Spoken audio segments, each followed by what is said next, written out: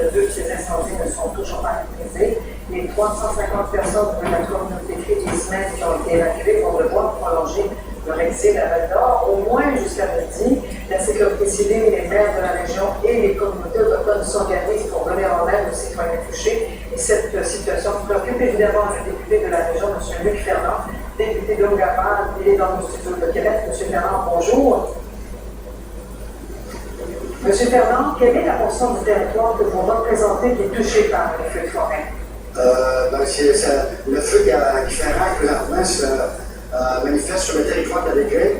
Donc, c'est sur à peu près la moitié du territoire que je représente, parce que le comté d'Angapal représente tout le territoire du Nunavik et tout le territoire de l'Église, qui représente à peu près 850 000 km². Et le feu, au moment où on se passe, se situe au nord de l'Hémisco, donc un petit peu plus au nord de Matagami, si on veut. Alors, c'est majeur, ça, comme incendie. Comment s'organisent les opérations? C'est un feu d'une ampleur jamais vue. Moi, je peux vous dire, après 35 ans, j'habite le territoire depuis 35 ans, et j'ai jamais vu un feu d'une telle ampleur. Les gens, par contre, chez nous, sont habitués à chaque année, il y a des feux de forêt. Mais dès cette ampleur-ci, c'est du presque jamais vu. Je n'ai pas les statistiques de quand remonte un feu de cette ampleur-là sur le territoire de l'Église. Bien entendu, la première préoccupation, la première qui préoccupe les chefs de mon gouvernement, c'est la protection, la sécurité des citoyens, bien entendu, des communautés autochtones, des communautés de la Gamésie, et bien entendu, toute la question de la protection des équipements, que ce soit hydroélectrique, que ce soit au niveau des télécommunications. Je suis en lien constant avec les gens de Télé, bien entendu, les installations au niveau des entreprises minières. Donc, vous voyez un peu l'importance de ceux-là. Et pour une première fois, je pense de mémoire aussi, un feu de cette ampleur-là a un impact au sud du Québec, c'est-à-dire dans les grandes régions comme Montréal, Québec, où on a connu des pannes d'électricité au niveau du métro de Montréal, de la Fosse de Montréal et ainsi de suite.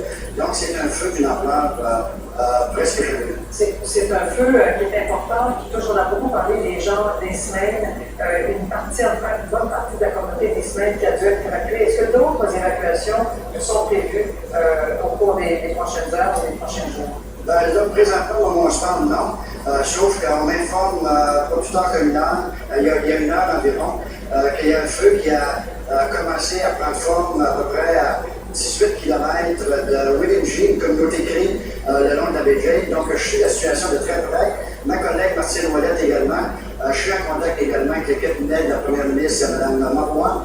Et bien entendu, avec le comité de vigie sur le territoire, c'est un comité de sécurité civile qui est composé de représentants de la municipalité de la baie Jane, de la Société de développement de la baie Jane, des représentants des communautés Cree et bien entendu de la Société de la sécurité civile.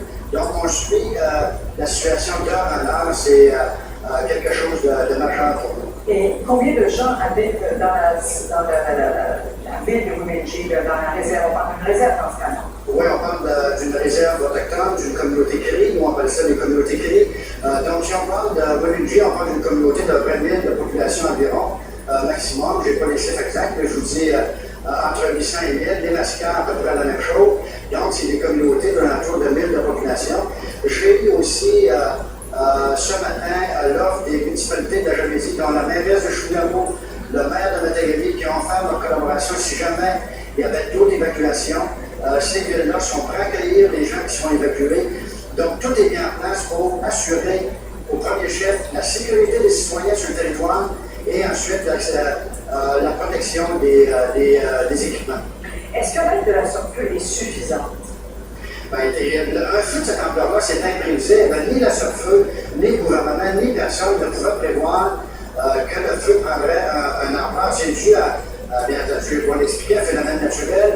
Il y a des vents qui vont jouer, c'est-à-dire comme facteur dans l'augmentation d'un feu de même. Donc, personne ne peut prévoir. Donc, bien souvent, on fait face à un manque d'effectifs, on fait appel à tout ce qui peut être disponible en termes de ressources humaines, en termes de matériel pour combattre ces feux-là. Et c'est ce qui est fait présentement de la part de notre gouvernement. On s'assure que tout est mis en place pour assurer, la protection des citoyens sur le territoire, la protection des équipements et bien entendu, le plus rapidement possible avec Hydro-Québec, ma collègue j'ai parlé avec ma collègue Martine Ouellette, qui a pas plus tard qu'une heure et demie, est en lien avec Hydro-Québec constamment pour assurer la remise en fonction du courant dans les grandes régions comme Montréal et dans la région de Québec et dans d'autres endroits si jamais il y a des pannes électriques.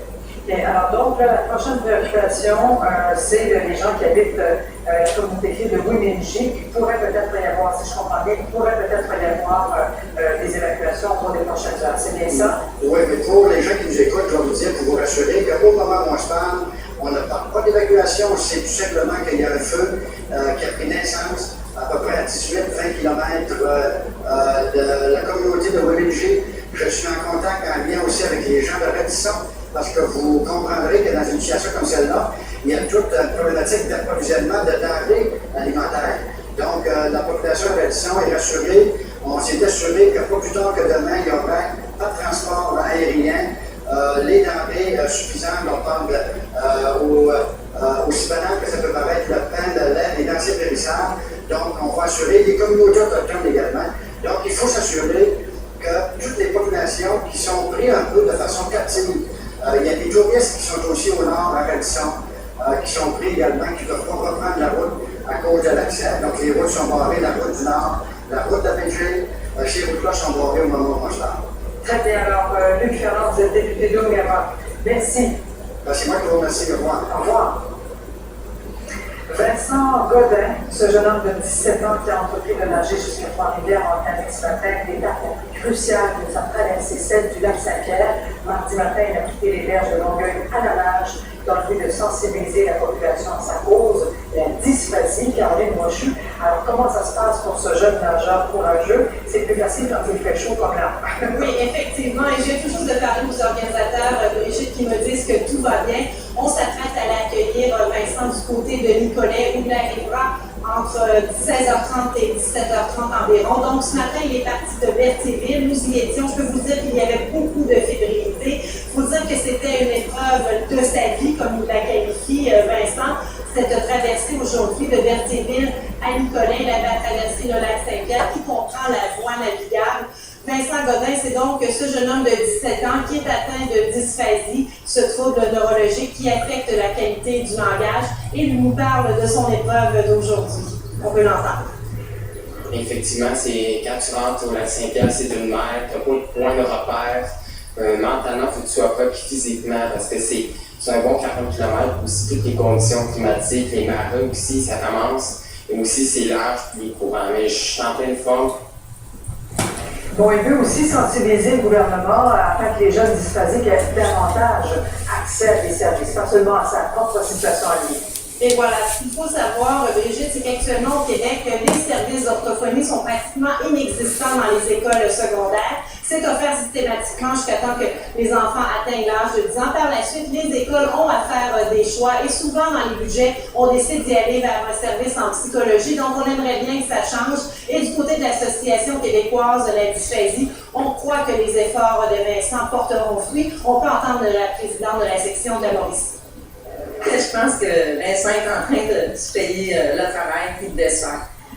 Il fallait que quelqu'un parle, il fallait que quelqu'un dise que justement, c'est ce qui se passait présentement. Ces personnes-là sont laissées à eux-mêmes. Et puis plus tard, ça devient quand même, regarde, c'est ça, des personnes sans filet, puis pas autonomes, puis pas capables de réussir nécessairement leur vie.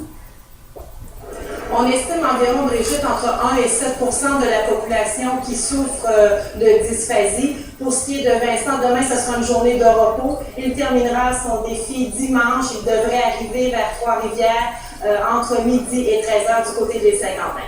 Caroline, merci. Merci. Au revoir. Au revoir.